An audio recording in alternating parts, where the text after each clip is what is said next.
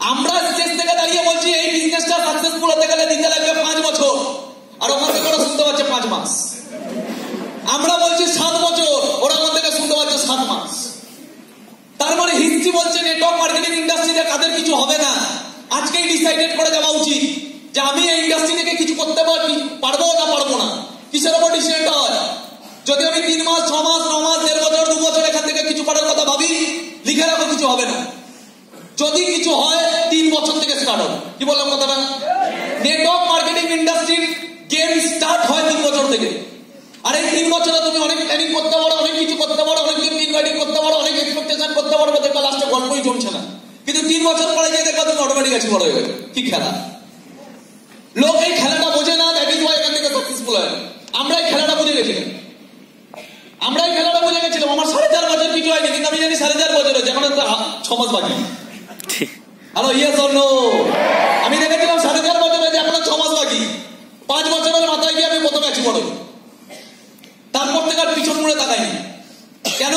কারণ আমি একটুখানি জানি পিছনে 4.5 বছরের একটা ফেলিওর আছে, তাহলে এবার সামনে একটা 4.5 বছরের ধামাকা লাইফ আছে। কারণ দিন যদি ভগবান দিয়েছে, প্রকৃতি দিন দিয়েছে তো রাত দিয়েছে, জন্মেছে মানে মরতে হবে। আলো আছে, অন্ধকার আছে, বন্ধুত্ব আছে, শত্রুতা আছে, সব অপোজিট, সব অপোজিট। 4.5 বছর একটা ইন্ডাস্ট্রিতে ফেলিওর আছে মানে 4.5 বছর আগামী 4.5 বছরটা ধামাকা হবে, আর সত্যি ধামাকা হচ্ছে। তাহলে মানুষ জীবনে কোথায় যায়? যেটা মানুষের বিলিফ। তোমার পরিচয় কি? তোমার বিলিফ। তোমার বিলিফ ওইটাই সত্যি, আদারওয়াইজ পৃথিবীতে সব মিথ্যে। মানুষ যেটা বিলিভ করতে পারে সেটাই সত্যি, আদারওয়াইজ পৃথিবীতে সব মিথ্যে। আমি একটা জিনিস বুঝে গেছিলাম, ইন্ডাস্ট্রি যা বলছে আমাকে শুনতে হবে। পৃথিবীর কোন ইন্ডাস্ট্রি আমাকে গ্যারেন্টি দিতে পারবে যে তুমি এখানে এত বছর দিয়ে দাও, তুমি আগামী দিনে ডক্টর হবে? 5 বছর ধরে ডিগ্রি নেওয়ার পরে একটা ডক্টর সার্টিফিকেট পায়, তারপরেও ডক্টর হতে পারে না, কমাতে পারে না, ওর জন্য আরো 5 বছর এক্সপিরিয়েন্স লাগে। তাহলে টোটাল ক বছর দিতে লাগে? 10 ইয়ার্স। ক বছর দিতে লাগে? তাহলে এত টাফ পড়াশোনা 5 বছর ধরে করার পরে 10 বছর দিতে লাগে। 10 বছর এত হার্ডকোর পড়াশোনা। এই ঘরে কতজন আছে আমি জানি না, বলতে পারবে লিভার কোথায় আছে? কতজন শরীরের কোথায় লিভার আছে তাই জানি কিনা সন্দেহ। তাহলে ভাবো ওরা কতটা টপ পড়াশোনা করে। 1000 রকমের পেশেন্ট আসছে, 1000 রকমের পেশেন্টের কি কি প্রবলেম সব ওরা থেকে বলে দিতে পারছে। তার মানে 5 বছর ধরে কতটা ডুবে গিয়ে পড়াশোনা করেছে, টাফ এডুকেশন। হ্যালো, কথাটা বলতে পারছি? তাহলে 5 বছর ডিগ্রি নেওয়ার পরে কি পায়? সার্টিফিকেট। তারপরে আরো কি দিতে লাগে? 5 বছরের এক্সপিরিয়েন্স। টোটাল ক বছর হলো? 10 বছর। তারপর তাকে বলে ডক্টর। এর জন্য খরচা কত করেছে? শুধু 10 বছর দেয়নি, খরচা কত করেছে? 2 কোটি টাকা। তার মানে ওইটা এমন একটা প্রফেশন যেখানে লোক 2 কোটি টাকা দিয়ে 10 বছর পড়ছে, তারপর ইনকাম করা সম্ভব না।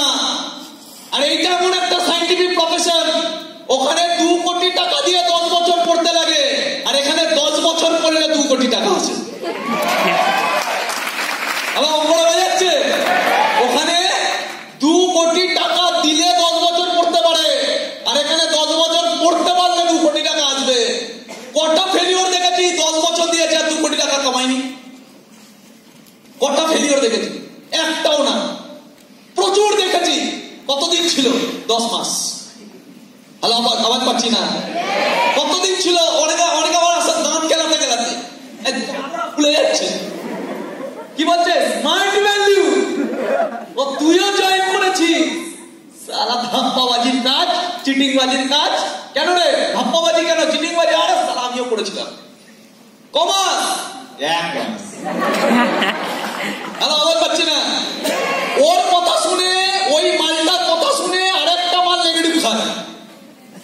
মালের কথা শুনে মালই নেগেটিভ খাবে। বোঝাতে পারছি এখন?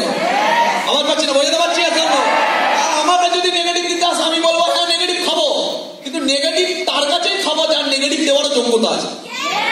যে ওই সিস্টেমটায় 3 বছর ছিল না, সে কি নেগেটিভ বুঝবে? একটা জিনিসের নেগেটিভিটি জানতে গেলে তো ওখানে ডুবে থাকতে হয়। আলাদা পাচ্ছি না জন্য একটা মানুষকে চিনতে গেলেও তো তার সাথে মিশতে লাগে। আওয়াজ পাচ্ছি না? বোঝাতে পারছি? এই ইন্ডাস্ট্রিতে কেন, পৃথিবীর কোন ইন্ডাস্ট্রিতে, এই বিজনেসে, এই ঘরে যারা যারা আছে, এটা ছবি তুলে যদি দেখা যায়, দেখা যাবে 1 মাস পরে অনেক মুখ চেঞ্জ হয়ে যাবে, 2 মাস পরে আরো মুখ চেঞ্জ হবে, 3 মাস পরে আরো মুখ চেঞ্জ হবে। এই মুখ চেঞ্জের খেলায়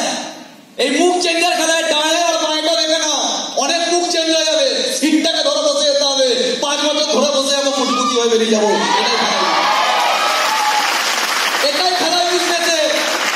প্রবলেম অনেক আসবে, প্রবলেমের অনেক রূপ হয়, কিন্তু প্রবলেমের আরেকটা মানে হয়, পৃথিবীতে যদি একটা প্রবলেম আছে তাহলে ওপরওয়ালা ওই প্রবলেমের জন্য সলিউশন 10,000টা তৈরি করে রেখেছে। আমার জীবনে যখন প্রবলেম আসে অনেকে বলে দাদা কি করবো, কিছু প্রবলেম হয় যেটাকে সলিউশন করা যায়, আর কিছু প্রবলেম হয় জীবনে যেটাকে সলিউশন করা যায় না। তখন কি করা উচিত? আমি জীবনে এই সূত্রটা বুঝে গেছি স্মার্ট ভ্যালু করে। জীবনে যখনই কোনো প্রবলেম আসছে তুমি জানবো এটা তোমার হাতে নেই, বেশি ইমোশনাল ফুল হয়ে যাবে না, বেশি ভবিষ্যৎ দেখতে যাবে না। লোক কি করে, লোক যখন প্রবলেমের সলিউশন খুঁজে পায় না তখন লোক ভাবে যে আমি মনে হয় জীবনে বড় হতে পারবো না। ভবিষ্যৎ দেখতে যাও না, ওপরের কাছে ছেড়ে দাও, চোখ বন্ধ করে বসলো। ঝড় আসবে, ঝড় থেমে যাবে, একশো সময় দেখবে ঠান্ডা পরিবেশ। শুধু আমাকে ওই জায়গায় স্টে করে যেতে হবে। কি বললাম কথাটা? আজকে ছেলে কি বললাম কথাটা? কালকে আমাকে একটা ছেলে এসে বলছে দাদা স্মার্ট ভ্যালু করা স্টার্ট করেছি, জিন্দিগিতে কোনোদিন বাড়িতে প্রবলেম ছিল না, জীবনে কোনোদিন টাকার জন্য আমাদের বাড়িতে প্রবলেম হয়নি। স্মার্ট ভ্যালু করা স্টার্ট করেছি, এখন আমার 9 মাস হতে পারলো না, আমার বাড়িতে এখন প্রবলেম স্টার্ট হয়ে গেছে। আমার দাদা কি করতো, একটা কাজ করতো, আমার দাদা হেল্প করতো, আমি একটা জায়গায় কাজ করতাম, আমিও বাড়িতে হেল্প করতাম। আর বাবার ব্যবসা আছে, এখন আমি যেহেতু বাড়িতে টাকা দিতে পারছি না, আমার দাদা বলেছে ও দিচ্ছে না আমি কেন দেবো, তো দাদা সাইড হয়ে গেছে। আর আমার তো ইনকাম নেই দাদা, আমি তো নিজের বিজনেসটাকে বিল্ড আপ করছি, আমার তো টাইম লাগবে 2 বছর, তাহলে আমি তো দিতে পারছি না। আর এই দিক দিয়ে আমার বাবা কি হচ্ছে, আমার বাবা ইমোশনাল হয়ে যাচ্ছে যে 2 ছেলের মধ্যে কেউ আমাকে হেল্প করছে না। সঙ্গে সঙ্গে আমি বললাম ভাই জীবনে যদি অনেক বড় হতে চাস একটুখানি হার্ডকোর হয়ে যায়, আজকে মনে হবে ভেতর থেকে ইমোশনাল ফিলিংস আসবে যে আমার বাবা আজকে কষ্ট পাচ্ছে, আমার বাবা কি করে একা চালাবে, আমার দাদা দেখছে না, আমার তো কর্তব্য করা উচিত। সব ভুলে যা। আমি বললাম তোর বাবার বয়স কত? বলে বাবার বয়স 50+। আমি তোর বাবার খাটা উচিত 7 বছর। একটা মানুষের কত বছর অব্দি খাটা উচিত? আজ পাচ্ছি না কত বছর অব্দি খাটো? বছর। তার মানে তোর বাবার কর্তব্য কি? তোর বাবার কর্তব্য 60 বছর অব্দি অ্যাটলিস্ট। তাহলে তোর বাবাকে তোর কর্তব্য করতে দে। ওপরওয়ালা তোকে কোনো কর্তব্যের জন্য পাঠিয়ে দিয়েছে, তোর বাবাকে তোর কর্তব্য করতে দে। তোর বাবা তোর বাবার কর্তব্য করে যা। বাবা ইমোশনাল হচ্ছে বলে তুই ইমোশনাল হোস না। আর তোর দাদা দেখছে না, দাদার কর্তব্য, দাদাকে বাদ দিয়ে দে, তুই নিজের কর্তব্য করে যা। কারণ আজকে তোর বাবা খাটতে পারছে, তুই ইমোশনাল কেন হচ্ছিস? কেন আমি আমার বাবাকে হেল্প করতে পারছি না? আজকে তোর বাবার হেল্প দরকার, না বললে কিছু যায় আসে না, তোর বাবা খেটে নেবে, আজকে খাটার ক্ষমতা আছে। আমার পাচ্ছি না, বোঝাতে পারছি কেন? আজকে বাবার খাটার ক্ষমতা আছে, তাই আজকে বেশি কর্তব্য দেখাতে যাস না। কালকে একটা সময় আসবে তোর বাবার আর খাটার ক্ষমতা থাকবে না, সেই দিনকে তোর ফ্যামিলি আরো বাড়বে, সিচুয়েশন আরো পাল্টাবে। ওপরটা আশীর্বাদ হিসেবে স্মার্ট ভ্যালুটা দিয়েছে। তুই অতটা ইমোশনাল, তোর দাদার ইমোশন নেই, তার জন্য তোর দাদার কপালে স্মার্ট ভ্যালু জোটেনি। তুই ইমোশনাল মাইন্ড, তার জন্য ওপরওয়ালা তোকে স্মার্ট ভ্যালু দিয়েছে, যাতে তুই লোকের চিন্তা ভাবনা রেখে নিজের চিন্তা ভাবনা মনে করে, লোকের লড়াইটাকে নিজের লড়াই মনে করে হাজার হাজার ছেলের জন্য খাটতে পারিস। তাহলে এটা তোর কর্তব্য। বাবা খেটে নেবে, বাবা 60 বছর অব্দি খেটে নেবে। তাই একটুখানি ইমোশনাল ফুল না হয়ে একটুখানি হাত করে হতে লাগবে, তোকে তোর কর্তব্য করতে লাগবে, কর্তব্য করতে থাক। কারণ আজকে বাবাকে হেল্প না করলেও চলে যাবে, আজ থেকে 10 বছর পরে, 8 বছর পরে, 5 বছর পরে ওই বাবার যদি কোনো টেরিফিক লেভেলের শারীরিক প্রবলেম হয়, 5 লাখ টাকা দরকার পড়ে, সেই দিনকে কিন্তু আর ওই 10,000 টাকা চাকরি করে তুই তোর বাবাকে বাঁচাতে পারবি না। সেই দিনকে কিন্তু তুই আর ছেলের কর্তব্য পালন করতে পারবি না। আর যদি মনে করে সেদিনকে ওই ছেলের কর্তব্যটা পালন করতে চাই, তাহলে ওপরওয়ালা আজকে আশীর্বাদ হিসাবে স্মার্ট ভ্যালু দিয়েছে। লাখ লাখ মানুষের দায়িত্ব তোর ঘরে আছে, আজকে তুই চোখ বন্ধ করে সব ভুলে যা, দুনিয়া ভুলে যা।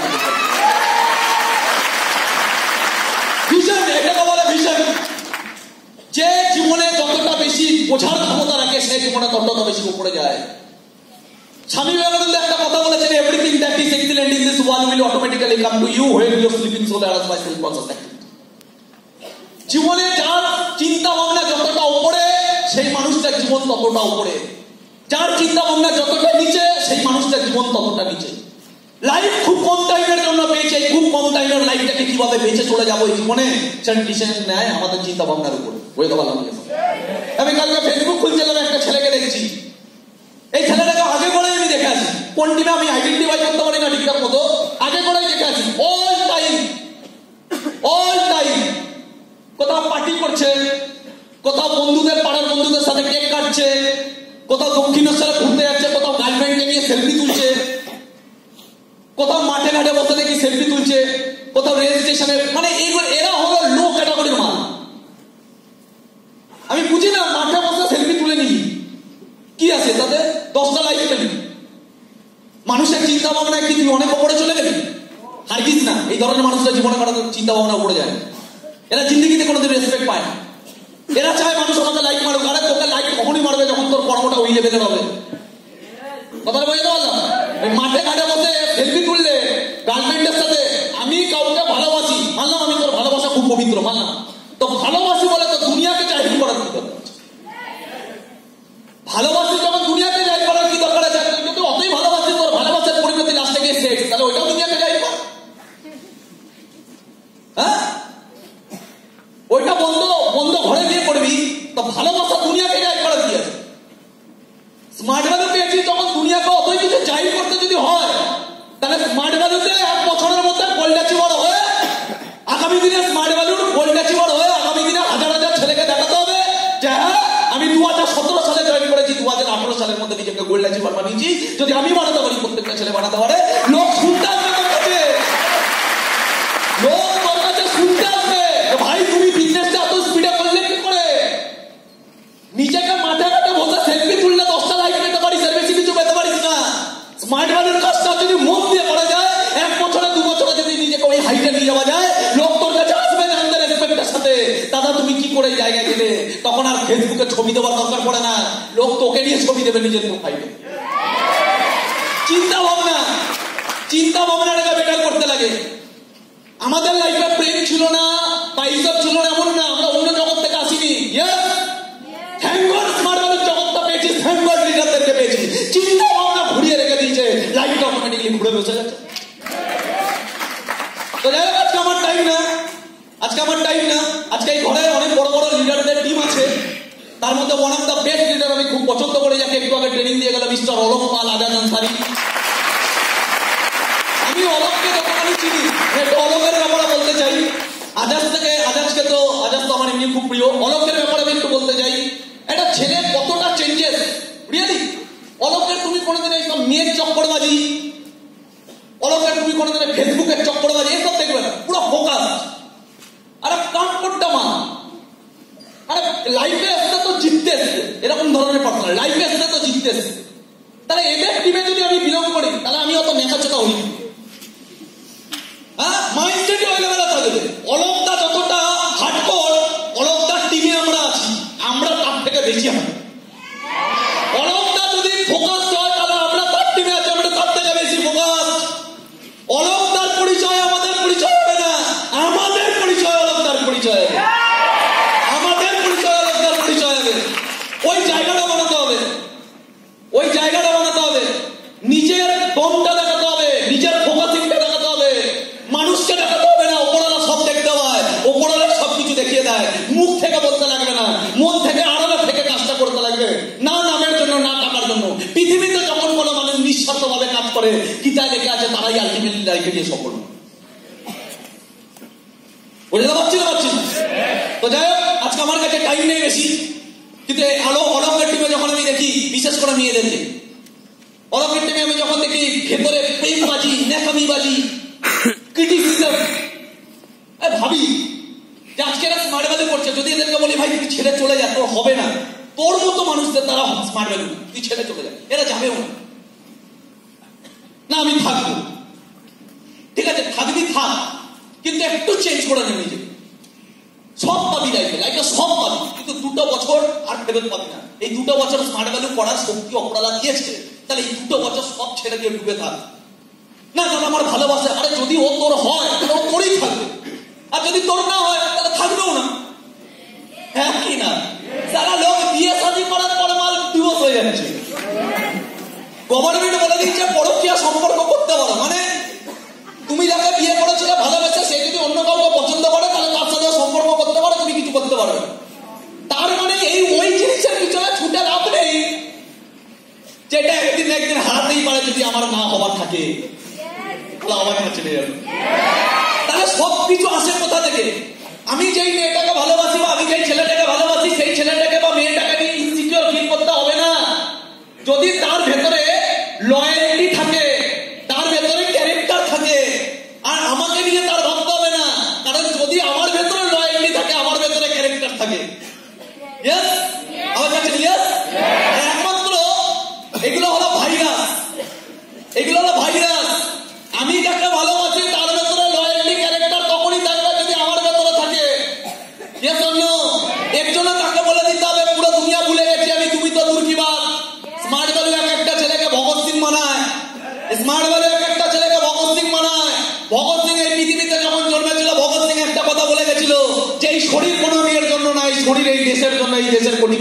জীবনের জন্য। স্মার্ট ভ্যালু আরেকবার ইতিহাস বানানোর সুযোগ আমাকে দিয়েছে। এই একটা জীবন আমি পেয়েছি, ইতিহাস বানিয়ে আমি যাবো। আমি নিজেকে অবলুপ্ত করতে চাই না, আমি কোটি কোটিতে ভিড়ে আমি নিজেকে হারাতে চাই না। স্মার্ট ভ্যালু পেয়ে গেছে, অ্যাটলিস্ট জীবনের 3টে বছর আমি সবকিছু ভুলে যেতে চাই। আর যদি তুমি মনে করো যে আমার সাথে রিলেশন থাকবে না, ওই মেয়েটা বলবে তুমি কি আমাকে ছেড়ে দেবে, একটা কথা বলো, আমি কাউকে ধরছি না, কাউকে ছাড়ছি না, আমি শুধু স্মার্ট ভ্যালু ধরছি আর সব ভুলে যাচ্ছি, সব ভুলে যাচ্ছে। আর এখান থেকে তোমার বুঝে যাওয়া উচিত, যেই ছেলেটা স্মার্ট ভ্যালুর জন্য সবকিছু ত্যাগ করতে পারে সেই ছেলেটা অ্যাটলিস্ট ক্যারেক্টারলেস হবে না, কারণ তার লাইফে ফিলোসফি আছে। আর যদি তুমি আমাদের রিয়ালি ভালোবাসো, তাহলে মাথায় একটা জিনিস থাকবে, ভালোবাসার একটা পরিণতি আছে। যদি ধরে নিয়ে আমাদের বিয়ে হবে, তাহলে আমরা কি লাইফ চাই? সারা জীবন গরিবের কষ্ট পেয়ে এসেছি, আমরা কি চাই আমাদের নেক্সট জেনারেশন গরিবের কষ্ট পাক?